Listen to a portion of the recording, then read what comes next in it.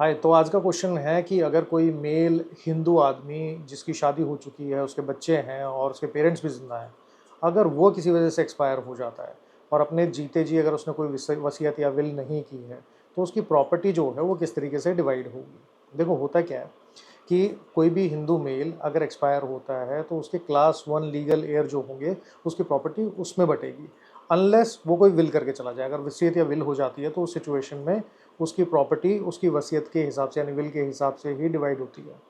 अब उसका जो वसीयत का आपको एग्जीक्यूशन है और एग्जीक्यूशन करने के बाद उसको इन्फोर्समेंट है, उसका रास्ता थोड़ा सा अलग होता है। आज हम बात करेंगे कि अगर मान लीजिए कोई विल नहीं है, तो ऐसे इंसान के जो क्लास 1 लीगल एयर होते हैं वो होते हैं उसकी वाइफ, उसके बच्चे और उसकी mother. Father is not the class 1 legal air. तो ऐसा नहीं है कि किसी के एक्सपायर होने के बाद उसके फादर जो हैं वो भी आके बोलें कि मुझे भी मेरा हिस्सा चाहिए, वो भी पॉसिबल नहीं है। जब तक क्लास 1 लीगल एयर में कोई भी आदमी ज़िंदा होगा, तब तक क्लास 2 लीगल एयर के पास उसकी प्रॉपर्टी नहीं जाएगी। तो अब एग्जांपल के तौर पे इसे समझते हैं। अगर मान लीजिए किसी के 2 बच्चे हैं, तो उसकी प्रॉपर्टी कैसे बटेगी?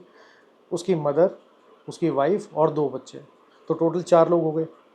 चारों लोगों को 25% जो शेयर है उस प्रॉपर्टी में मिलेगा। अब इसको इन्फोर्स करने का तरीका क्या है? अगर बच्चे माइनर हैं तो उनकी प्रॉपर्टी जो बच्चों का शेयर है वो उनकी mother as a natural guardian उसको मैनेज कर सकती है।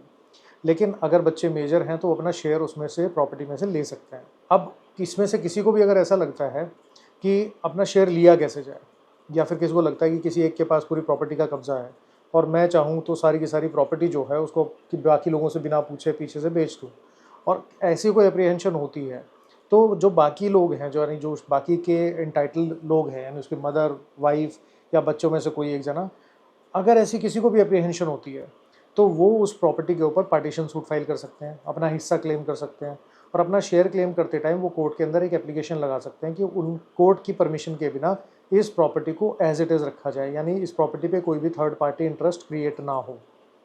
जब तक कोर्ट का स्टे रहेगा वो प्रॉपर्टी किसी भी हालत में कोई बेच नहीं सकता। अगर कोई भी इलीगल तरीके से उसको बेचता है तो उसके अगेंस्ट कंटेम्प्ट ऑफ कोर्ट की प्रोसीडिंग जो है वो इनिशिएट की जा सकती है।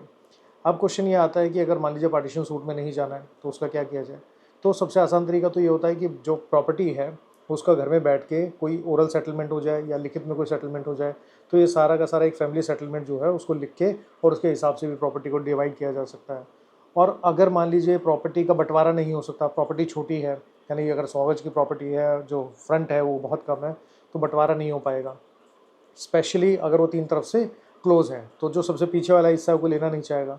तो ऐसी सिचुएशन में क्या किया जाता है, उस प्रॉपर्टी को ओपन मार्केट में बेचा जाता है और उस प्रॉपर्टी का जो भी शेयर है जिसका भी बनता है वो कैश में सब लोग रिसीव कर लेते हैं और सेल डीड एग्जीक्यूट करते टाइम सब लोग जाके उस पर साइन कर देते हैं कि हम सारे मिलके हम we are the legal heirs, हम इसको बेच रहे हैं।